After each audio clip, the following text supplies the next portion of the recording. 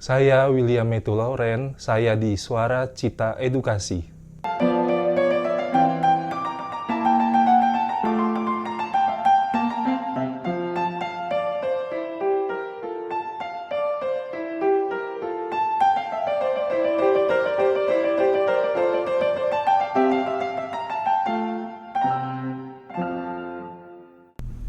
Selamat datang di Suara Cita Edukasi. Rasanya belum terlambat bagi saya untuk mengucapkan selamat tahun baru bagi kita semua.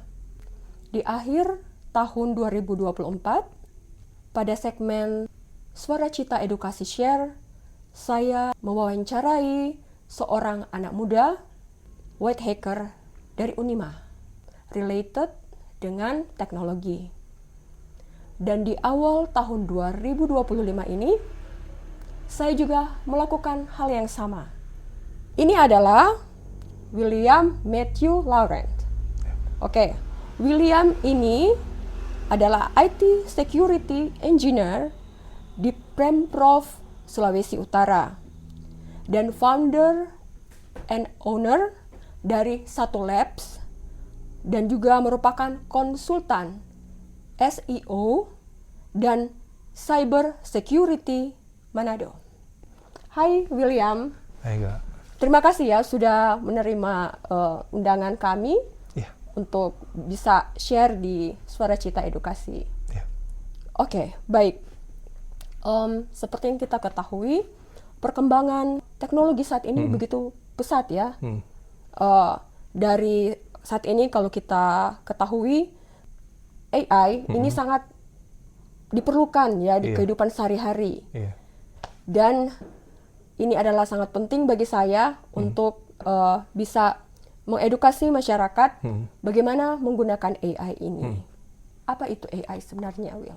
AI itu teknologi yang memungkinkan mesin untuk meniru cara kerja manusia, seperti memproses data, mengambil keputusan, dan berbagai hal lain yang bisa dilakukan AI itu mempermudah pekerjaan seperti kalau dalam IT, saya bisa membuat program itu sangat memudahkan saya. Lalu kedua, bisa mengelola pekerjaan.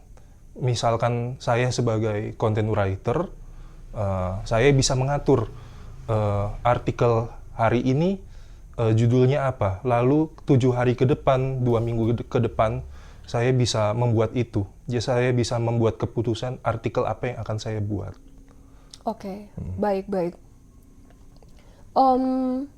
Apa risiko yang harus kita waspadai saat menggunakan teknologi berbasis AI ini?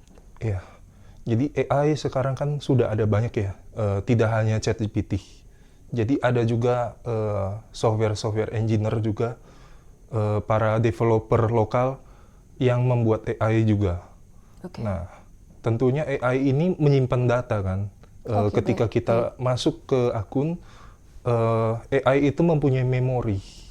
Ketika kita sudah mengetikkan sesuatu, maka selanjutnya AI akan mengingat itu. Nah, ketika kita menggunakan AI itu, kalau kita menuliskan sesuatu yang kurang baik, itu ada potensi kebocoran data juga dari situ. Ditakutkan datanya bocor, apa yang ditulis oleh orang juga akan diketahui orang lain juga. Karena AI ini kan masih dalam tahap pengembangan, belum sempurna. Gitu, kurang lebih. Jadi apa yang harus kita lakukan? Yang kita harus lakukan, kalau untuk orang gaptek awalnya, mereka harus banyak cari tahu tentang AI. Masa anaknya sering update gitu kan, tapi ternyata bapak ibunya kurang update tentang AI. Apalagi sudah ada AI lain yang ada di sosmed, kan sangat membantu. Oke, baik. Nah, saya tertarik, ibu-ibu rumah tangga pun mengerti tentang AI ini. Nah, kalau saya sebagai ibu rumah tangga, bagaimana cara belajar untuk mengenal lebih banyak tentang AI dan bisa tidak dikasih contoh? Oh, dikasih contoh ya? Iya. Oke. Penggunaan yang pertama bisa pakai ChatGPT Oke. Atau sekarang di Google kan sudah langsung muncul Gemini kan. Oke. Kalau kita mencari sesuatu, yang muncul paling atas itu Gemini-nya. Jadi ketika kita mencari sesuatu, bukan artikel lagi yang muncul, tapi yang muncul generate AI langsung. Iya, betul. Ya kan? Kalau cara penggunaannya cukup diketik saja melalui Google. Kalau di Bing juga ada, search engine Bing itu juga ada. Bing itu ada AI juga, cuma saya tidak memakainya. Saya pakai yang di Google. Tinggal ketikkan beberapa kata saja informasi yang ingin dicari. Contohnya resep membuat puding coklat, itu nanti juga akan muncul. Gitu. Oke. WhatsApp juga, Will. WhatsApp juga bisa. WhatsApp juga Ya, bisa. data AI ya. Cuma untuk WhatsApp ini masih dalam tahap pengembangan.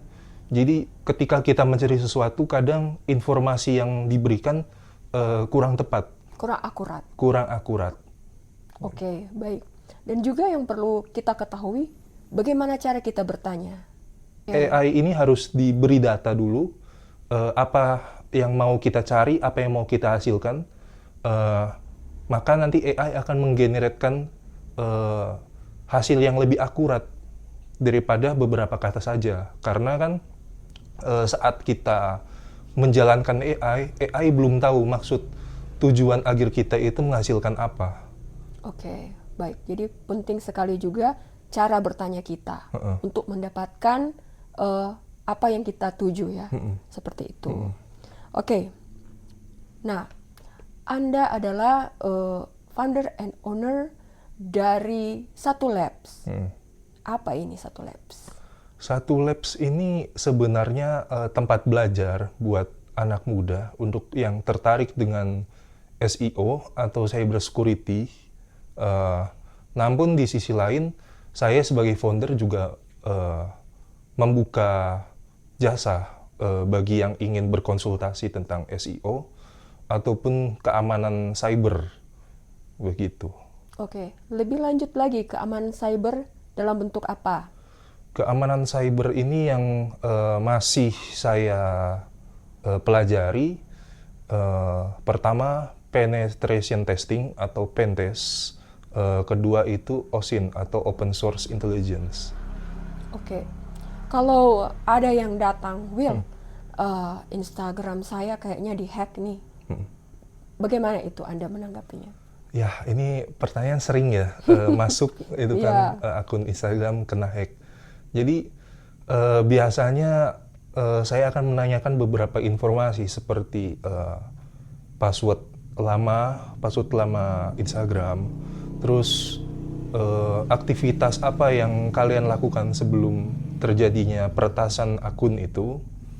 Lalu saya coba meminta beberapa informasi seperti informasi email yang digunakan, apakah dia pernah mendaftarkan pada platform lain, pada aplikasi lain, tapi dengan kata sandi yang sama. Kata sandi yang sama, apalagi kata sandi tersebut mengandung informasi pribadi, contohnya tempat tanggal lahir, itu sangat sensitif, nggak boleh. Oke, baik. Apa saran Anda tentang password ini? Kebanyakan kan ada satu orang yang susah untuk mengingat dengan banyak akun yang dia miliki. Dia harus memiliki 5 akun, 5 password. Apa yang Anda sarankan? Oke, jadi memang orang sekarang punya banyak sosial media ya. Terus bingung untuk cara mengelola sosmednya. Jadi sebaiknya lebih bijak ya. Jadi misalkan sosmednya sudah tidak digunakan, alangkah baiknya dimatikan saja. Jadi yang aktif kan cuma beberapa kan. Lalu untuk kata sandi, ya seperti yang saya bilang tadi, jangan mengandung informasi sensitif seperti nama ibu kandung, nama bapak, itu tidak boleh. Karena kan di sosmed kan ada fitur yang keluarga kan, untuk kita mention siapa sih keluarga kita. Misalkan ada nama ayah, nama ibu, nama adik. Itu kan jadi sesuatu yang sensitif kalau dimasukkan ke password kan. Iya. Tanggal lahir juga, tanggal lahir tidak boleh gitu. Jadi untuk pencegahannya kata sandi tidak boleh sama, ya itu bisa dikombinasikan dengan simbol, jadi seperti tanda seru atau tanda tanya atau dan lain sebagainya. Jadi sebenarnya nggak masalah kayak ada informasi sensitif di dalam password itu, asalkan dikombinasikan dengan karakter-karakter lain. Jadi jangan cuma huruf dengan angka, tapi bisa dengan simbol gitu. Jumlah panjangnya password itu juga pengaruh juga. Oke. Jadi dalam kasus peretasan akun itu biasanya passwordnya contoh Budi 123 atau Budi 2000 atau 28 2000 gitu kan. Itu kan mudah ditebak gitu loh. Begitu.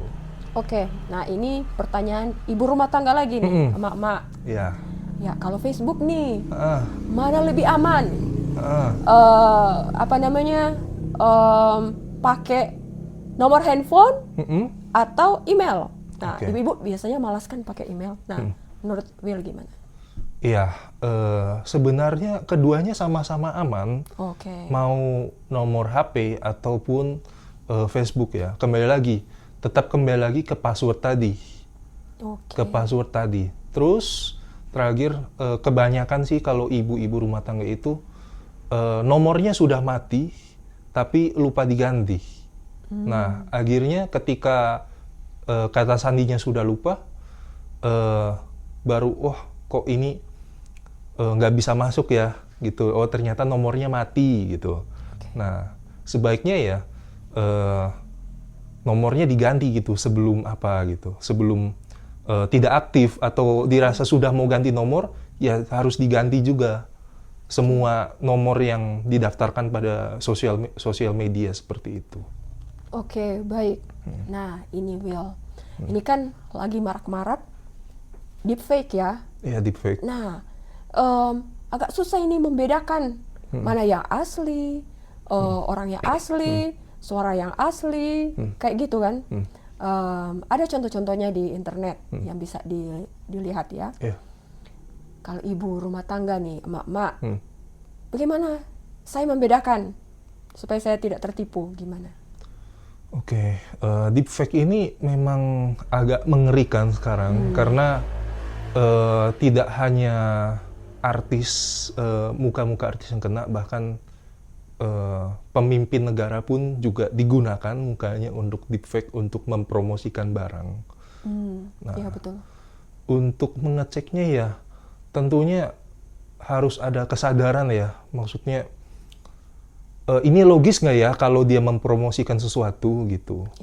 Contoh pemimpin dunia, misalkan Bung Karno, mungkin nggak ya beliau mempromosikan ini, kan nggak mungkin gitu loh. Jadi ada sesuatu yang bisa dipikirkan secara logis. Kalau dirasa logis, berarti ya kadang ada deepfake memang yang untuk menyebarkan informasi hoax, ada yang untuk mempromosikan barang. Nah, tujuannya itu biasanya macam-macam ya kalau deepfake, untuk menjatuhkan nama atau mungkin menaikkan branding. Nah, lalu kalau untuk membedakannya tadi ya, satu berpikir kritis, berpikir kritis dulu, lalu memilah informasi yang dirasa benar sama salah. Jadi sebelum dia percaya, dia harus cari informasi lain dulu. Jangan percaya dengan satu sumber atau satu video. Double check ya? Iya, harus double check. Harus cek beberapa informasi, itu bisa digunakan. Nanti coba kita cari lagi lah, ini video yang serupa gitu. Oke, seperti itu ya. Oke, baik. Will, sekarang ini saya tertarik dengan kepribadian Anda yang luar biasa. Umur berapa sekarang, Will? 24. 24 ya? Oke. Saya ada info bahwa Anda diterima di APJI, Asosiasi Penyelenggara Jasa Internet Indonesia. Iya. Tapi tetap komitmen kepada pilihan pekerjaan pertama di Pemprov Sulawesi Utara. Iya. Walaupun mungkin gajinya lebih besar ya di APJI ya. Iya, lebih kayak besar gitu. di APJI.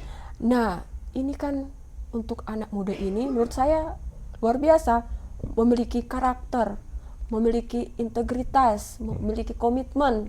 Ya. Saya ingin ini Anda share ke anak muda di luar sana juga, apa yang mendasari keputusan Anda pada waktu itu? Oke. Pada saat itu, sebelum masuk ke Pemprov Sulut, sebenarnya saya sudah ada di situ sejak tahun 2020, namun belum resmi bekerja ataupun bekerja di situ. Oke. Tapi komitmen itu sudah saya lakukan dari 2020, baru tercapai di tahun 2024 karena saya mulai Desember 2024, awal Desember 2024. Oke. Kenapa saya bisa berkomitmen seperti itu sampai menolak tawaran pekerjaan kedua dan menerima pekerjaan pertama? Karena tempat kerjaan yang pertama sudah menaruh kepercayaan kepada saya. Jadi saya tidak mau menyia-nyiakan kepercayaan yang mereka berikan, lalu saya korbankan untuk menerima pekerjaan kedua. Jadi seperti apa ya? Karena gaji, saya jadi pengen pindah langsung. Karena kan saya baru memulai pekerjaan, tentu ada etikanya, ada profesionalnya, nggak bisa sembarang pindah juga kan. Jadi kayak udah masuk ke tempat kerja, sudah diberi kepercayaan sama orang-orang di situ, lalu kalau seandainya saya pergi begitu saja, artinya saya sama saja mereka akhirnya hilang kepercayaan pada saya. Apa arti kepercayaan bagi Will? Kepercayaan itu sangat penting ya, karena kalau dalam kerjaan, kalau misalkan kita tidak percaya satu sama lain, itu sangat ribet. Apalagi saya sebagai IT Security Engineer yang harus berkolaborasi dengan programmer-programmer di dalam. Karena pekerjaan saya cukup sensitif, makanya kalau tidak ada dasar percaya, itu sangat susah, sangat menyulitkan pekerjaan. Oke, baik. Oke, what's driving your life? Apa yang mendorong hidup? Yang mendorong hidup ya, tantangan. Tantangan. Oke, baik. Kenapa? Saya seseorang yang seperti kalau diberi tantangan yang lebih susah, saya lebih banyak belajar. Saya lebih akan tumbuh di situ. Saya akan lebih pengen cari tahu, kok mereka bisa ya, saya nggak bisa gitu. Saya harus coba deh, belajar lagi nih. Kalau sekarang saya tahu, ternyata ada orang lain ternyata yang lebih tahu, saya harus cari tahu lagi, saya harus belajar lagi dari mereka gitu. Oke, boleh share apa pernah ketemu dengan masalah yang sulit, lalu bagaimana Anda menyelesaikannya? Untuk masalah yang sulit ya, biasanya saya curhat dulu ke teman-teman yang lebih tua, yang kalau dalam pekerjaan, saya biasanya langsung konsultasi ke teman-teman yang sudah lama di dunia pekerjaan itu. Saya biasanya sharing, mereka kasih solusi juga.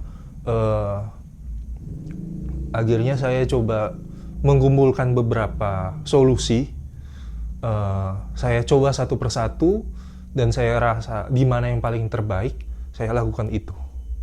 Oke, baik. Anda seperti ini adalah anak muda yang hebat ya. Siapa orang yang berpengaruh dalam hidup Anda?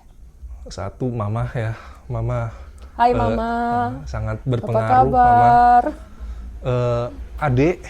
Oke, Adik. Papa sama panutan-panutan lah yang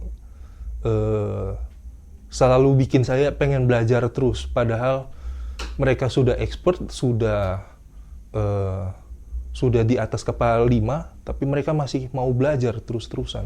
Oke. Selain dari orang-orang yang sudah disebutkan tadi, siapa idola Anda?